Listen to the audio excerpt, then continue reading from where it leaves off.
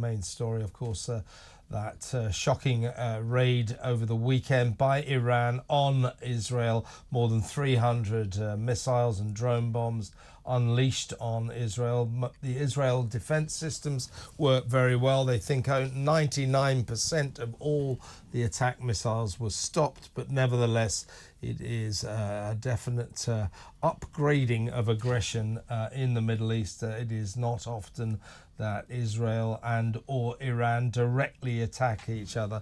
Let's talk to the editor of the Jewish Telegraph there, Paul Harris. Thanks for joining us, Paul. I think the first big question is, do you expect or predict that Israel will retaliate militarily against what happened at the weekend? Based on past history, I'd be very surprised if Israel does not retaliate. The attack by Iran was disproportionate in response to Israel's bombing of its consulate, but this was horrendous, and it's a game changer in the Middle East.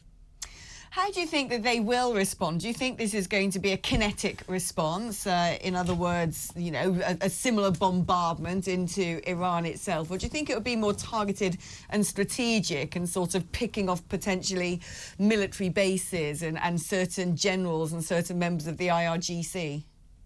Yes, again, based on past history and what Israel tends to do, I would expect this to be targeted, aiming at specific military targets and possibly terrorists who they may have identified. But again, you know, I think the world can see that this is a very, very dangerous situation at the moment. Indeed, and a lot of countries, it seems to me if you are the Prime Minister of Israel, everybody in the world wants to tell you how to run your own country. I've never known a nation like it.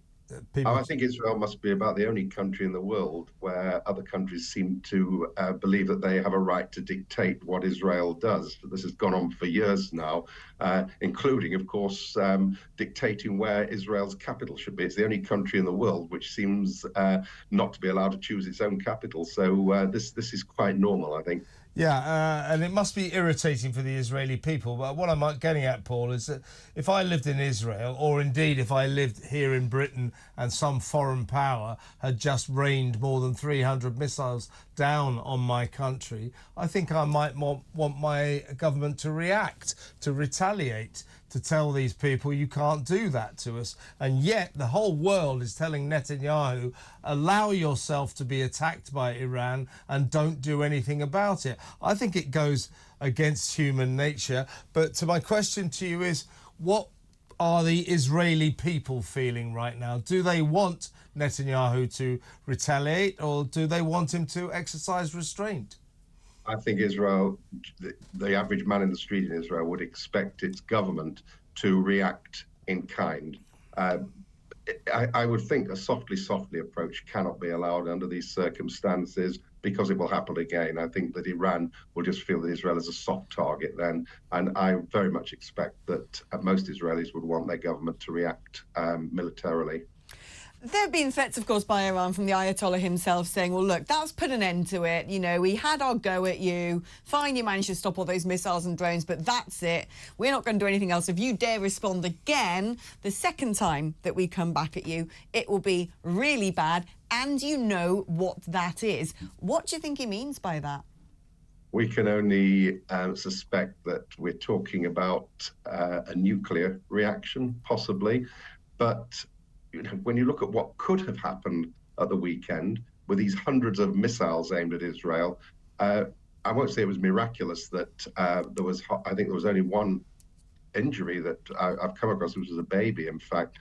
But it wasn't miraculous. It was militarily operated in such a way that they were neutralized. But, I mean, what could have happened hardly bears thinking about.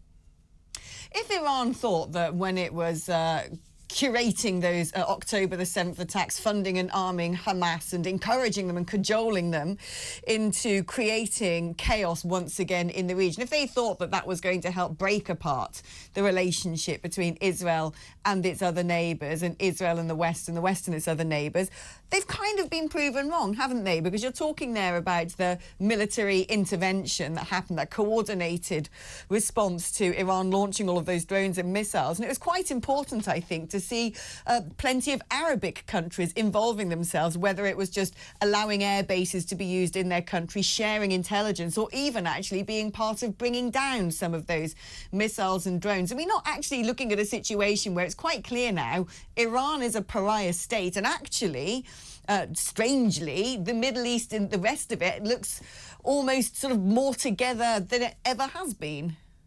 Well, it certainly seesawed since October the 7th, when there was initial sympathy from all parts for Israel after the attack.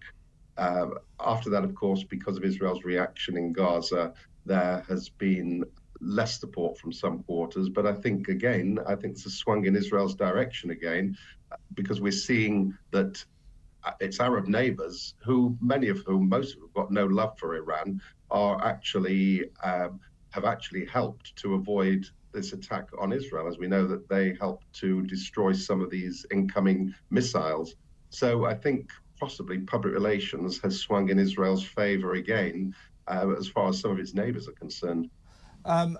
Dr. Alan Mendoza still with us in the studio. What are your views? The chances of this conflict escalating?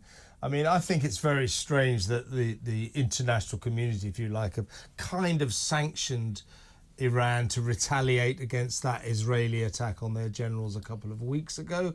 And you kind of get the impression that if Israel responded just once and a bit, that would be okay. So we are kind of all watching kind of performance art in a way. And we're having demonstrated to us the real difficulty of trying to constrain conflict. What do you think, Alan? Do you think this flashpoint that's been happening now will just be a flashpoint and will return to normal, or do you think this has got the potential to escalate, frankly, up into World War III? Well, it could, of course, be either of those eventualities. What we don't know sitting here is what the thoughts are within the Israeli War Cabinet, how they're interplaying with the coalition of support that they got on Saturday night, and how far they're willing to push this to go forwards. It seems quite clear to me that Israel has to, of course, respond to what happened. It was a direct state-on-state attack, and it wasn't just a casual thing. It was 300 to 350 missiles, bombs, other things coming our way.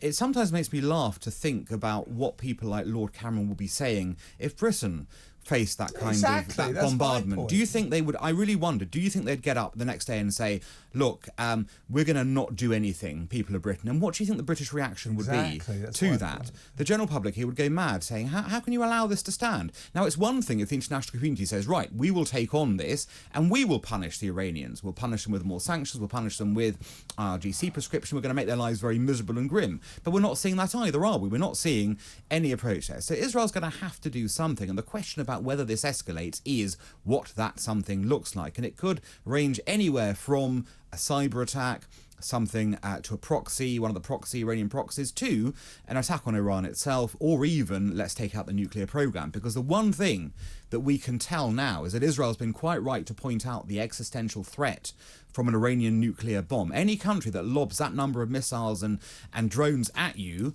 clearly seeks to eradicate you, and that's why the Israelis cannot at any cost allow Iran to have a nuclear weapon. Yeah, Paul, I'm going to come back to you on that. I think Alan makes an important point there, which is that perhaps what we've seen now exposed, I mean, those of us who follow geopolitics have known that Iran have been a ne'er-do-well for a very long time, but perhaps this is now exposed and given the green light to saying to Iran, once and for all, that's it, this stops now, and the West coming together to put Iran back in its box, so to speak. Yes, I would agree with that. But I do think that Iran would actually fear a full-scale Israeli attack, because I think Israel has it within its power to do considerable damage We all know that the might of the IDF, the Israel Defense Force, it's one of the best armies, the best trained armies in the world. So I think with all the powers coming together, I think Iran has got a lot to fear. And I really do think there is going to be a response. And as you were rightly saying, can you imagine Britain just sitting there, or the United States sitting back and saying, well, let's just de-escalate, just leave it alone. We've been under attack, so what? No, this won't happen. What are the chances, Alan, if there is a response, and a response to the response, and we find ourselves in a situation where we do then have kinetic warfare between Israel and Iran? And I think under those circumstances, even though our good friend Lord Cameron and Joe Biden have both said, look, we're not going to help you in being an aggressor, they've both still tacitly said, but if you're under attack, we will be there. Could this therefore not just bring us into the theatre of war in the Middle East, but have effects and ramifications for us here in the UK? Yes, it certainly could, and I think it is right to point out that the UK, the US have been very helpful to Israel defensively since October the 7th. They've been supportive, they've offered all kinds of assistance in that field, and Saturday night was a great example of that. And I suppose, were there to be a significant war between the parties, and were Israel to face concerted attack, and on many fronts, given that Iran would unleash its proxies at that point, we would, I'm sure, come into that in defence of Israel, because we cannot allow Iran and its terrorist proxies to win. And that, of course, could lend itself, therefore, to terrorist activities on the streets of the UK. We know that we are riddled with Iranian agents and influence in the UK. We've seen that Iranian journalists in exile have been attacked, threatened. There have been other incidents here where we've seen the influence of Iran in the UK. Iran's got a network here, and I'm sure that if it felt that it wanted to action it, it could launch that network against British people as well. So we've got to be mindful of that in that way. But that's not an excuse not to do something against this country. It's an excuse to say we've got to remove this threat, this malign influence from our shores and from overseas as well. Last question to you, Paul. How real is the nuclear threat from Iran? Because I've always thought, well, why doesn't Israel just take Iran on with the help of the West? It's much stronger. It could blow Iran off the face of the earth. It is stronger. But I guess the fear is just how advanced they are with their nuclear project. What is the feeling among Israelis and Jewish people about that? Just how militarily ready is Iran for a nuclear strike? Well, it has to be recalled, of course, that Israel actually took out Iran's nuclear capability a couple of decades ago. And I think this was with the full connivance of the United States as well.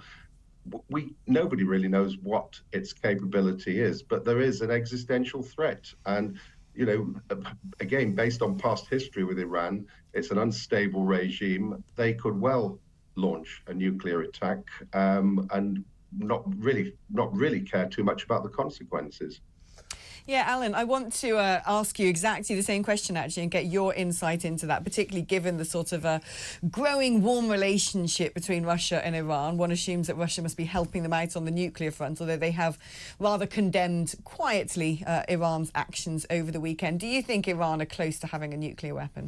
I think that given the amount of time that's passed, given the egregious breaches that we've seen, and given the assistance of third parties, it is highly likely that Iran has got the capability now to develop a nuclear weapon of some kind. Now, that doesn't mean they will do it, and it doesn't mean they will be able to deploy it. There's a whole separate deployment issue you've got to get over as well, in terms of how do you take this very volatile technology and then turn it into an actual weapon.